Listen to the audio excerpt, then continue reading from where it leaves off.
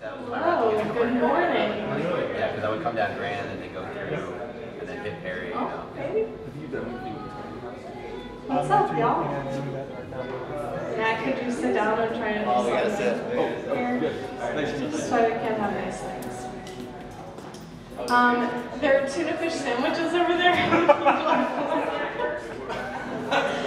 Literally standing order with celebrity. I don't know what happens. Like every week we show up at the same time and they're like, what? We'll just throw together whatever we have into this bag. We have a very specific order.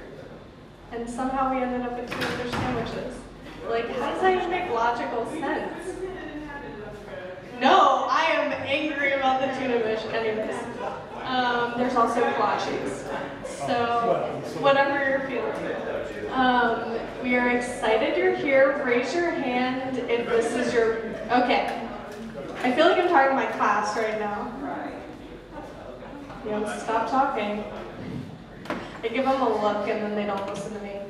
It's Jasmine. Jasmine's the one that's talking. Jasmine, Matt. You can't talk to Matt. He's a troublemaker. You associate yourself with him. Hi. Now that everyone's quiet and they all have food. This is why you can't volunteer until you get your act together, Matt. Hi. Welcome to 1 Million Cups officially. As soon as I take the mic, Jasmine gets nervous because she's like, Jessica, who knows what's going to come out of Jessica's mouth. We're excited to have you. Raise your hand if this is your first time at 1 Million Cups. Awesome, welcome. So 1 Million Cups, I'll give you a little bit of background. 1 Million Cups is an educational initiative of the Kauffman Foundation. We meet every Wednesday at 9 a.m. I say that, but I have an exception to that. Generally, we meet every Wednesday at 9 a.m. We have 2 companies present. They each come up, present for 6 minutes. At the end of that 6 minutes, we do about 15 minutes of question and answer. The purpose of 1 Million Cups is twofold, really. First, we like to provide an environment and opportunity for the community to network with each other. So for y'all to talk to other people in the community that are doing cool things.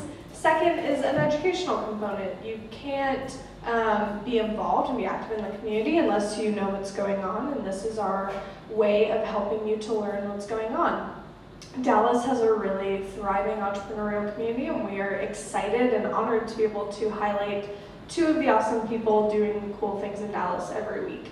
1 Million Cups is a national initiative, so there are chapters throughout the United States. There are some other chapters here in the Dallas area as well. We all generally meet at 9 a.m. every Wednesday, which is cool because it means Wednesday mornings when you're here with us, you're not just supporting your local entrepreneurial community, you're participating in a bigger conversation about entrepreneurship throughout the United States, which is awesome.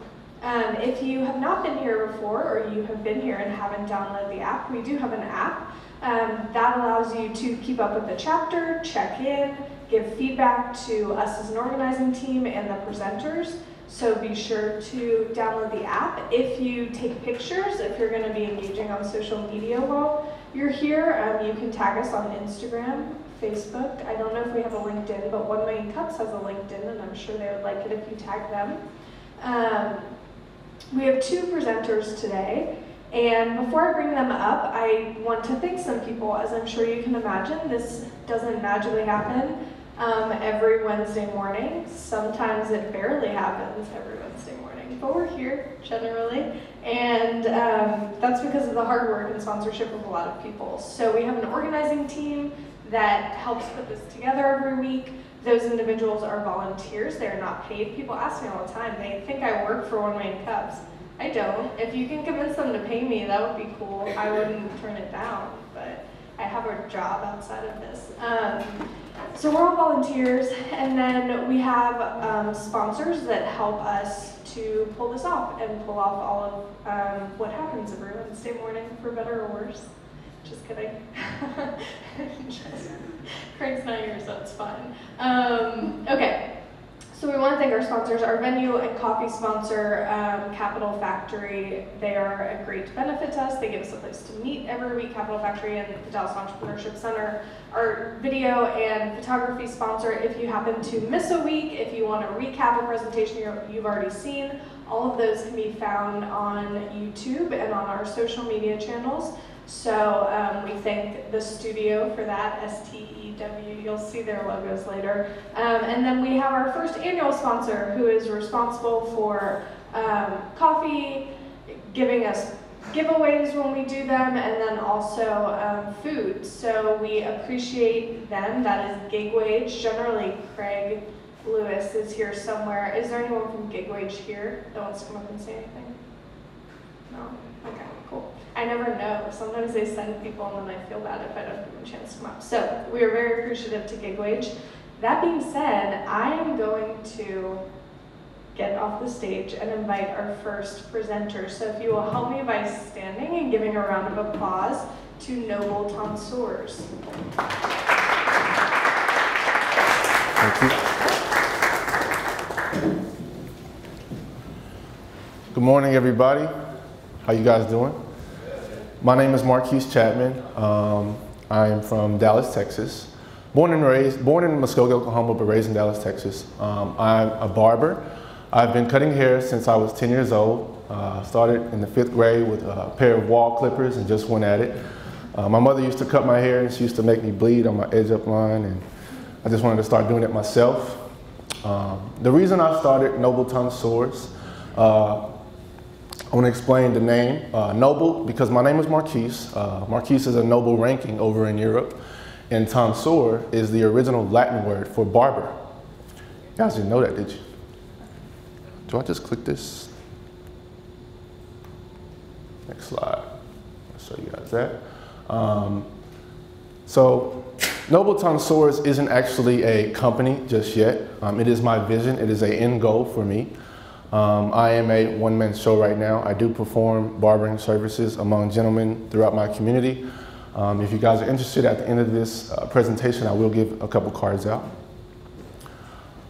Brand promise with Noble Tonsors. I seek to bring out the superior version of my clientele, superior to my former self. That was a slogan I came up with because I came from poverty. I didn't come from much. My father is in prison right now, and my mother, she never had a college degree, so I always wanted to be better than that. I always chose to pursue, wealth, pursue a better version of myself, and so I strive for that every day. What will make the company different from other companies, my competition, providing more than just a service experience. I want to provide unparalleled opulence throughout the shop, throughout the visit of my customers. I also want to provide a product which is a haircut, that my clients will leave knowing and feeling confident that they made the right decision of spending their money with me. My target market is superior leaders, men that like to look good, feel good about themselves, and that go out and attack the problems that the world faces. Competition, the Gents Place and Boardroom. I'm not sure if you guys have heard of these places before, but these are similar concepts to what I want to begin. My idea is more of I want to say, noble structure, noble Tonsors. Sorry if I'm stumbling over my words, I'm a little nervous, that's my first time. But these are the products that I will provide. The King comes with a theme package, the King, the Duke, the Marquise, the Baron. It comes with a hair replacement. Men, some men like myself, I'm thinning up here, I'm getting older. They like to, turn back the time a little bit and, feel young again. So I want to provide that for gentlemen as well. Wax services, everything that you would get at a men's grooming salon. You can also get a membership, save a lot of money. Marketing ideas, everybody's booming on social media right now, so I plan to take that route to expand my brand. I also want to have chess tournaments. I'm a fan of chess. I like, making strategic decisions throughout life, so I take that very seriously. Tonsor uniform, the picture to the right is just a image of how neat and clean. This will be the initial uniform right here. The vest, and my tonsors will be able to wear whatever neat button down they would like to wear, slacks and dress shoes. That painting right there is a similar image of what I want to have in the ceiling of my shop. I want to have the war between heaven and hell at the top, honestly, because in life we're always fighting our demons. We're always fighting, evils in life. So that'll be the wow factor of my shop. This is the decor I would like to have. Give you that royal feeling of nobility. Also want to have products, beard oils, brushes, the whole 9 yards. Future plans, I want to have a mobile app and services for my clientele to be able to book their appointments effectively without having to go through a call center and have that hassle going on. So I've done my market research. The barbering industry is a $3.7 billion industry. You can round it up to $30 billion with the product services included. That's all. I mean, that's a lot to read off to you guys. But it's an increasing trend, so look forward to more concepts like this to be throughout the United States and across the world, potentially. Thank you for your time, and again, my name is Marquise Chapman. Do you have any questions? All right. So thank you for your presentation, and we always start with the first question, which is what can we as Dallas and the 1 Million Cups community do to help you and your business? Spread the word. Follow me on social media. My @name is The Noble Tonsor, because I am a one-man show right now. Eventually, when I get the company started, it will be Noble Tonsors on Instagram, social media, Facebook, you name it. All right, first question. So, yeah, you're obviously very early. Since the Gents Place and the Boardroom started, how have their growth rates been? And do you know anything? I think they're both private, but do you know anything about their profitability? And how do you get over the widespread view amongst most of the guys I know regard great clips as too expensive? Women will spend $200 on their hair without, a second thought, but men don't demand the levels of service you're offering. And then there seems to be a section out there that the Gents and the Boardroom are going for. How big is it, and are they growing like wildfire? Well, the Gents Place, I believe, started in 2008, the Boardroom in 2004. And so far, as much as I know, the Gents Place grosses about $1.2, $1.3 million a year. The services are a bit high, but again, you reach that high-end clientele that has that disposable income at hand. So I plan to lower my prices and increase the volume of customers coming in. So I plan to give more value, more bang for your buck, so to speak. So your price, you're offering like a concierge type service, but you're offering prices that are lower than that. In between. Have you thought about providing, since there's one of you, and you've got to train other people to provide the same level of service, have you considered going up market and providing a level of service that really hasn't been seen before, becoming like a personal barber? That's what I'm doing right now, honestly. I'm a personal barber for a lot of clients, a lot of different clients. And I am trying to duplicate myself and, like you say, train other people to be more like me, to dress well, be well-groomed, be well-spoken, be professional, no profanity around clientele. I've witnessed that in these high-end establishments, and it's just not professional to me. I want to bring a different brand, a different feel to my clientele. Hey, so this kind of speaks to me. It's really experience-driven, right? What you're trying to provide here. What have you thought about location, where you have your first store at? I'm looking at a spot in Irving right now. It's a newly developed community. A lot of lofts and apartments are being developed out there. I'm not sure if you heard of Signet Jewelers, Zales. It's like a big jewelry company. Zales and everything works through them. So I'm looking in that area right now. There's a lot of young professionals moving out that way. So looking towards Irving, Coppell. First of all, I want to commend you on your mindset and where you've come from to get where you are today. I think that's amazing. Why is it that you are choosing to express yourself through taking care, I guess, of men in terms of the haircuts and the grooming and that kind of thing? Why is that your method of expression of your entrepreneurial kind of dreams? It's something that I've had a passion for since I was 10 years old. I started cutting my own hair, and I gained a client. I had my first client in 5th grade, a Latino guy, and it was a great haircut. And so ever since then, you know, my mindset on being, you know, a impoverished young man, looking around and seeing my surroundings and my friends sagging their pants and my friends, you know, drug dealing and gang banging, and I never took that route. I always wore my pants, you know, above my waist with a belt.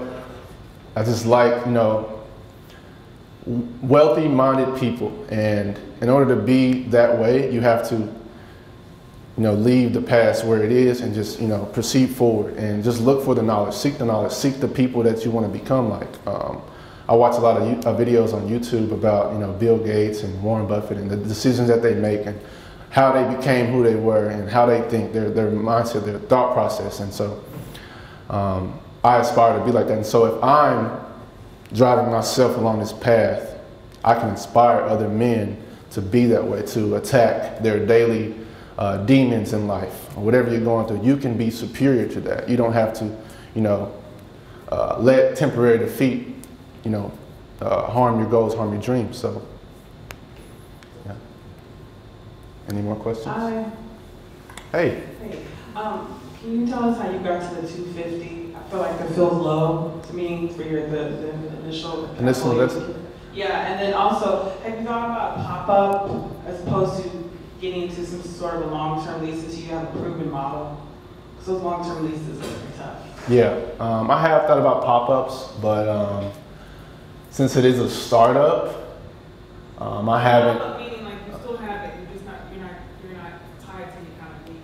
You're going to working with different existing places to actually do your thing. I've had a couple ideas of doing that. I just don't have the capital to buy the equipment necessary to actually start it, to have a pop-up. $250,000. It's not a lot, but it is for one location. I know for a fact that the Gents Place started their first location with $100,000. 2008. I get what you're saying. But that's why, you know, I bumped it up $150K more to get everything, all the equipment that I need to do the build out, to have, you know, marketing capital to push it, you know, and continue to push the brand on the people so that they can see, you know, my vision, and the people that are like-minded can come along with me. I just have a question for you. Yes, sir. I'm very inspired, first of all, because I feel like I need a haircut here. But my first question is, do you see yourself in the future turning your brand to a franchise like Super Club?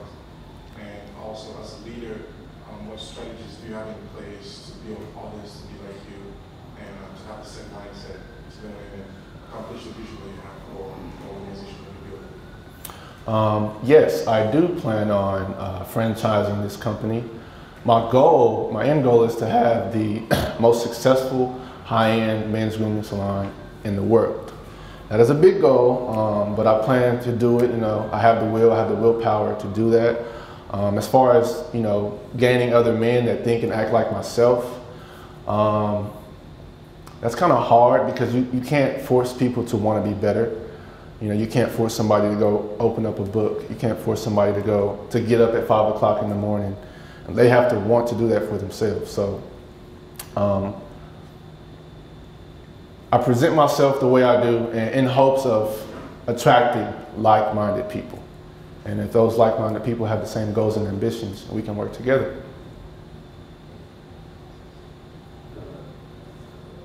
First, kudos to you, like Ziggy said, just where you are right now. So kudos to you. My question is, like she alluded to, it sounds like right now you have a good little business. Why do you want to, like she said, sign a long-term lease and have employees and all of those hassles? so right now it sounds like you're doing okay. Mm-hmm. You know, why rock the boat, so to speak? There are a lot of barbers that don't have the opportunity to work in a barbershop. They've retained their license and are seeking employment right now. And what better way to help people, you know, add value to my community by providing jobs. You know, I know a lot of gentlemen that want to have a clientele, that want to, you know, work, that want to provide for their families. And me, myself, and my brand can inspire them to, hey, you know, tell themselves, hey, I can go work for this great company that pushes me to be superior to who I was before. Every day I'm striving to be better, every day, every day. I'm not looking at my past, I'm looking at the future, and they would love to work with me, you know, just being able to provide employment opportunities to better one's vision on their future is my end goal. So. Hi, how are you? Hi, I'm great. How are you? Good. So I kind of looked up Jets, and I saw like it's catered to, you know, men, and that's the same thing your model is. But have you considered, since you're referencing like your childhood, 10 years old, an entrepreneurial mindset, and wanting to be a better version of yourself, and then stating that it's hard to teach a grown man how to want to change? Have you thought about positioning that Noble brand like a piece of it to the youth? Because when you mentioned Irving, they have Drive Nation. I have a son that plays basketball, and it's hard to find, and he has long hair and it's it's hard to find barbershops that don't have profanity, don't have that atmosphere. Mm-hmm. And I'm an entrepreneur mom, and I want to teach him that. So it's like if there was a brand like yours that took a portion of their business and put it back to the youth, and maybe you partnered with like Drive Nation, which has all the NBA players that mentor those young men, and maybe you go and do like a pop-up shop or whatever that would help get your brand out there, as well as make those influencer connections, as well as speak back to your youth when you needed that mentorship. So have you thought about doing something just a little different in the youth realm, mentorship realm, and teaching younger boys how to be noble men? Of course I have. That is one of the greatest questions of this morning. Yes, I do want to inspire the youth because you can't teach a grown man. You can't train a dog. Teach a dog new tricks? Yeah, you can't teach a dog new tricks. So I gotta target the youth. That's my goal is to go towards the young men that are experiencing the things that I may have experienced in my childhood, and just encourage them to look for better outlets. Don't turn to the rap music. Don't turn to the you know, drugs in the streets or whatever. Play sports, but know that sports isn't the only way to go. There are other ways that you can be successful. So yes, I do plan on, you know, expanding my brand. Expanding my brand to inspire the youth. Awesome. So I have the next question. Good job. You're passionate. I like that. I would take this slide off, except for where it says 250,000, because you're promising a lot of things that you probably shouldn't be promising. 25% interest. Man, I will give you $250K if you're going to do 25% interest. Not really. Don't give me that. But what kind of mentors or advisors are you working with right now? And if you don't have them, what kinds are you looking for? Because maybe we can provide those things. My mother-in-law owns a multi-million-dollar company, mother-in-law to be. I look to her for advice. I don't know if you heard of Mahisha Dellinger. She owns Curls. Johnny Wembry is a friend of hers. I met him at her wedding, and I text and call them throughout the week to gain advice and insights on what my next move should be, how I should continue to go about, expanding my brand. So, but if I'm always open to more advice, from people I don't know that can point me in a direction that I didn't see. So, and I think it's Jason Calacanis who always has two questions for startups. One is why you, and I think we've covered why you, but I think to shore up what you could possibly do is tell us who your customers currently are, And if you pitch to them, you know, this idea, if you can get them to buy in, that would be, I think that would be really powerful for any investor to know that there are other people who believe in you, who know you, who are clients of yours. And then the other one is why now? And I think what you're missing in your pitch is really the location. You kind of have this nebulous, like urban kind of thing, but a barbershop is a location-based business. It's like we had a gym a couple of years ago at 1 Million Cups, and he's like, he totally left out where the location was going to be. And it's just like, that's a very pivotal part of a location, is the location. So I think you need to nail down where it is, and then and we got to cut out some words out of your slides. But other than that, great pitch, great job on telling us why you. You know, obviously you have a great story. I think her recommendation for you know, filling in or bringing in more of your story into the brand is awesome, spot on. So, yeah, keep iterating, and you know, we can hopefully help you out sometime soon. Okay, thank you so much. Okay, I know there's a couple of y'all that didn't get to ask questions. Unfortunately, we need to move on, but I'm sure that he will be around after if you'd like to talk to him. I don't want to speak on his behalf, but hopefully he'll stick around for a few minutes. So please join me in giving him a round of applause. This is his first presentation. Thank you, William. Good job. Okay, while we pull up the second slide, I want to give some community announcements. We will not be having 1 Million Cups next week. I know, what are you guys gonna do? You're gonna have to find something else. Just for 1 week though, because we're coming back the following week. We will not be having 1 Million Cups, so if you show up here, it's gonna be on the website, it's gonna be on our social media. If you show up here, we will not be here. Don't send me a nasty text message like, Jessica, where are you? Okay, without further ado, oh no, I need some more ado because we have to get them mic'd up for the camera. So this is the one time Jasmine's gonna allow me to keep speaking. You shake your head like you're not like Jessica, get off the stage. Yeah, we're looking for volunteers that are Matt. Anyone else? Anyone else that wants to volunteer? We would love to have you. You can email Dallas at 1millioncups.com. If you have an interest in volunteering, we have short-term roles, we have longer-term roles, we have responsibility-specific roles if you're interested in doing something specific, like social media, partnerships, whatever. And we would love to have you. So come up and talk to one of the organizers, or email us at dallas1millioncups.com.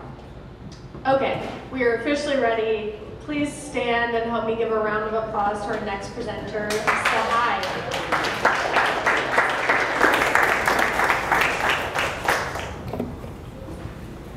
Thank you so much for the warm welcome. I hope everyone is having a wonderful day today. I want to start off with a staggering figure, and that is 1 in every 13. You know what this 1 in every 13 is? It's every 1 in 13 people in America alone that suffer from irreparable vision loss. Now, those of you who are looking into this slide, do not rub your eyes, don't adjust your glasses, because what you're looking at right now is what 25 million Americans experience every single day due to this irreparable vision loss. My name is Maitreya, and we are Sahai.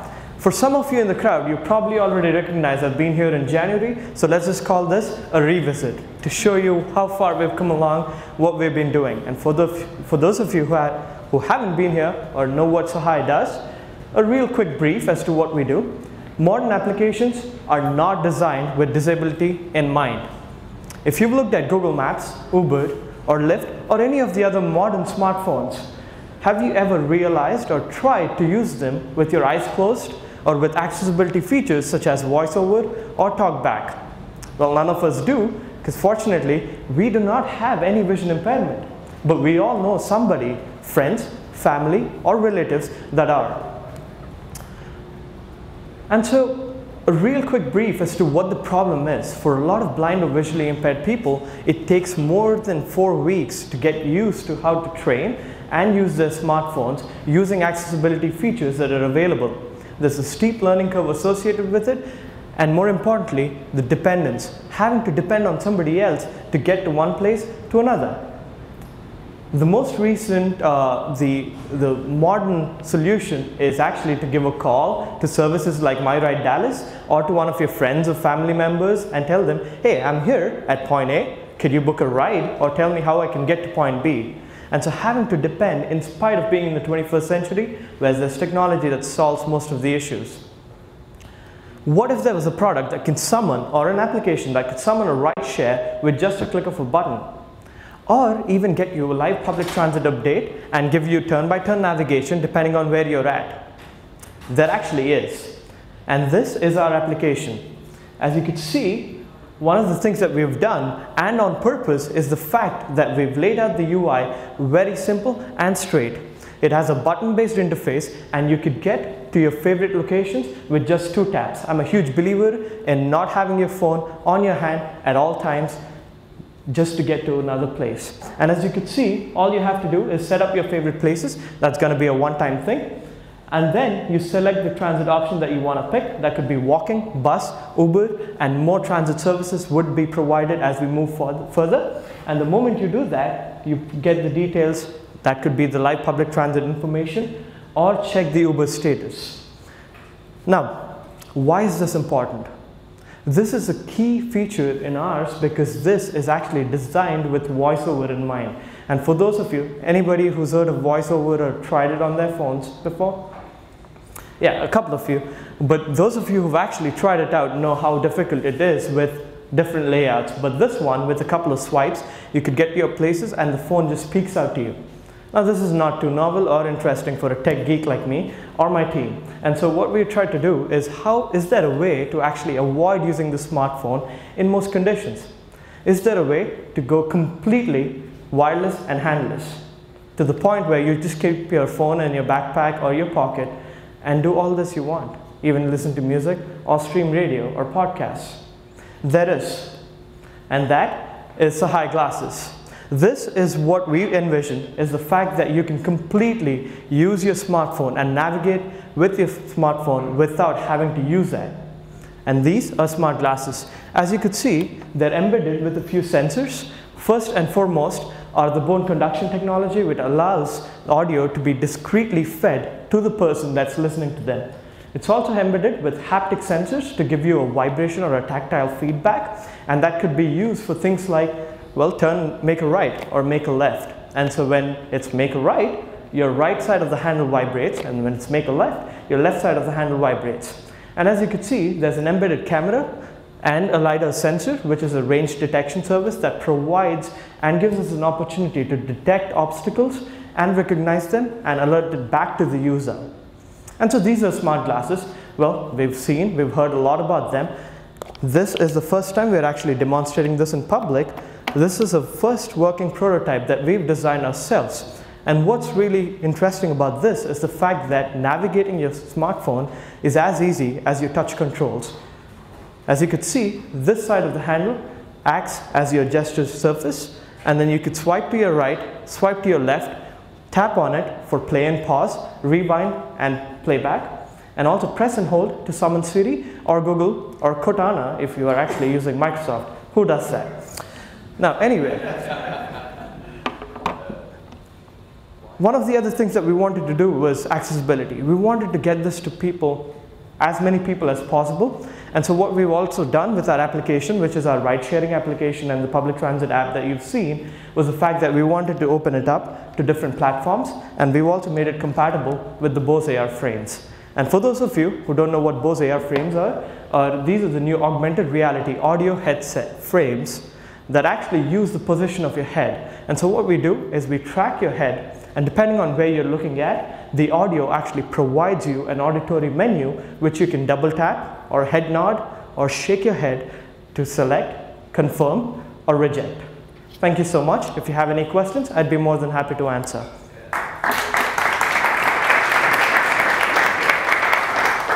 Great presentation. Thank you so much.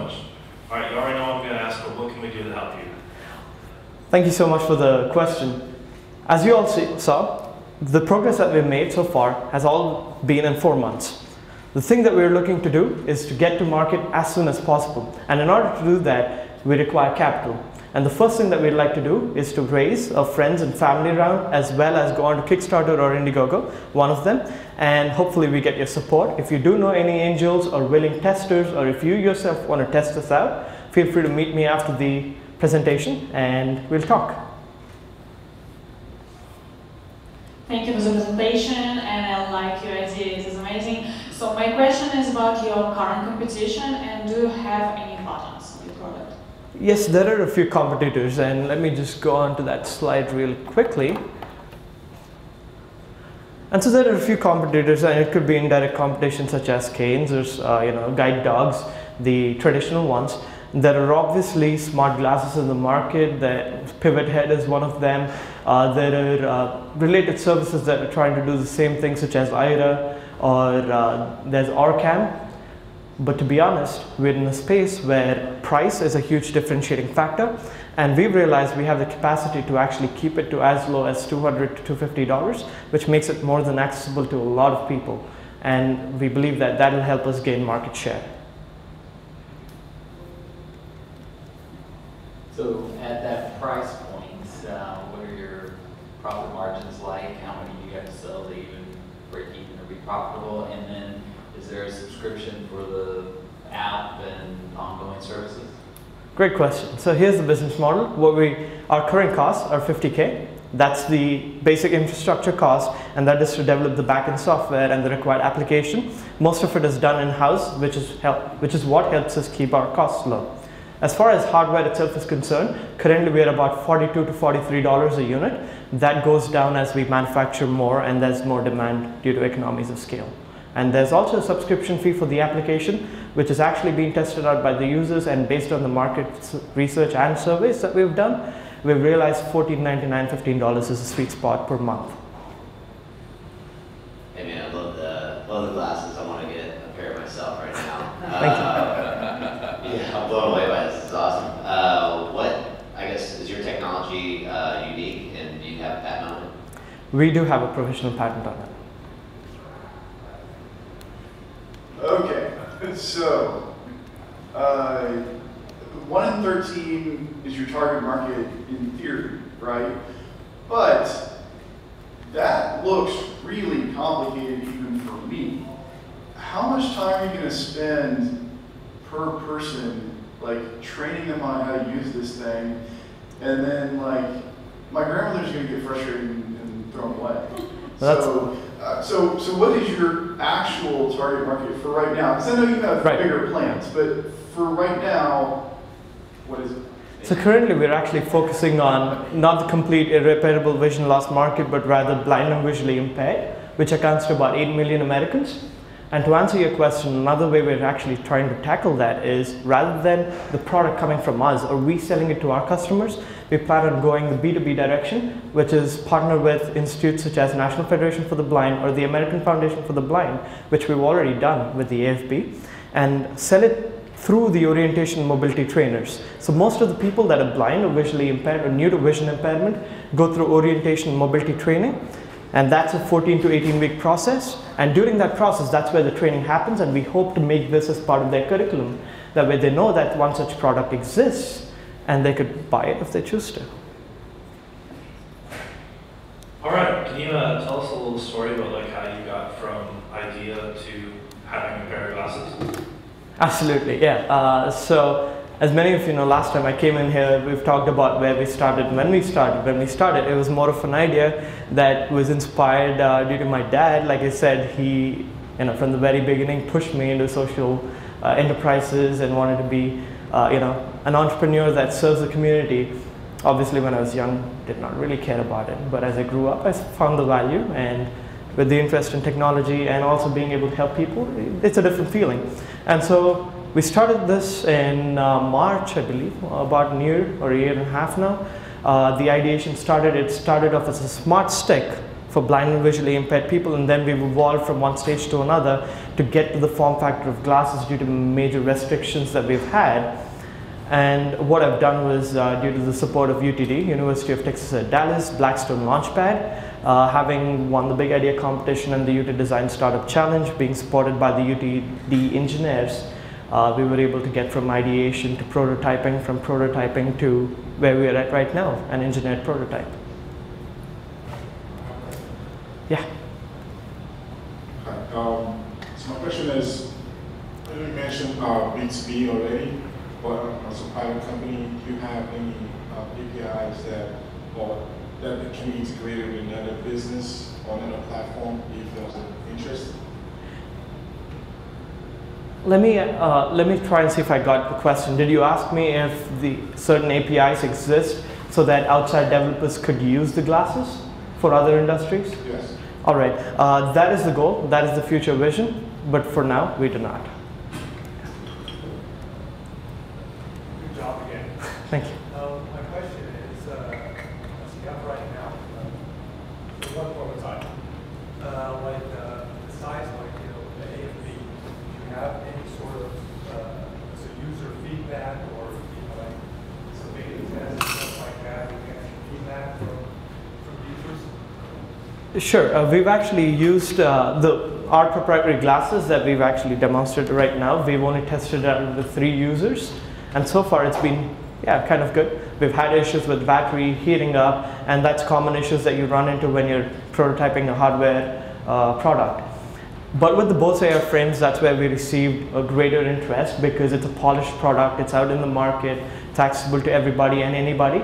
So our goal is to continue working on it, refining it, and obviously get more testers, which is part of the reason for why I'm here today, is to let you guys know such a product exists. So if you or anybody that you know would be interested, feel free to contact me, and I'd be more than happy to talk to them and provide you with one of these units along with the application that could be used.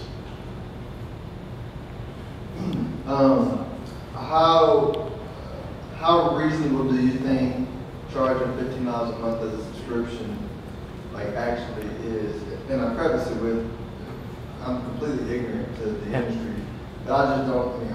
I wouldn't think it. That's like paying for the glasses every year. Right? Did you say $15 a month? Per month, yeah. Okay. To answer that question, currently if you have a guide dog, it takes anywhere between $85 to $120 to maintain that. Now, $85 to $120 for a guide dog makes sense because it's a living companion, it's more of a pet. But when it comes to blind and visually impaired people, that's never to be considered as a pet because it has to do its job. So $85 to $120 there. SmartCanes are effective to a certain extent, but they cost anywhere between $2,000 to $5,000.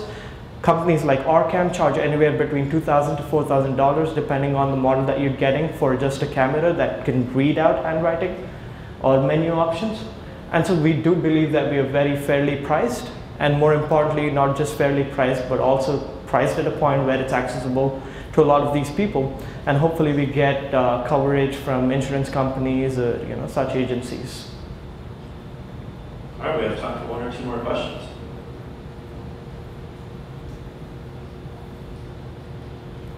All right, well, I'll ask the last question then. All right. What's on your roadmap for the next 30 days? Fantastic question. In the next 30 days, like I said, we've recently just concluded finishing the development of the application itself. We plan on getting in more testers, and for the next 30 days, our aim is to get at least 50 testers to use it, get their feedback for at least a couple of months, see what they think, make major tweaks, and hopefully within this 30-day period, get ready for a Kickstarter or an Indiegogo campaign, a crowdfunding campaign, so that we can raise enough money to get into mass manufacturing. Thank you. Awesome. Thank you so much to both of our presenters this week. We thoroughly enjoyed them. We hope to see you back, not next week, because we're not meeting next week, but the week after, Wednesday the 29th. We will see you all back here, 9 a.m. with 2 more companies that we're super excited about. So if you have an interest in volunteering, please come up and talk to one of the organizers or send an email to dallas@onemillioncups.com. If you have an interest in presenting, you can find the application to do that on the onemillioncups.com website under the Dallas community. And any of the organizers will be happy to talk to you about sponsorships, questions, whatever it is that you may have. So come find us if you need us. Otherwise, thanks for being here. We will see you all on the 29th.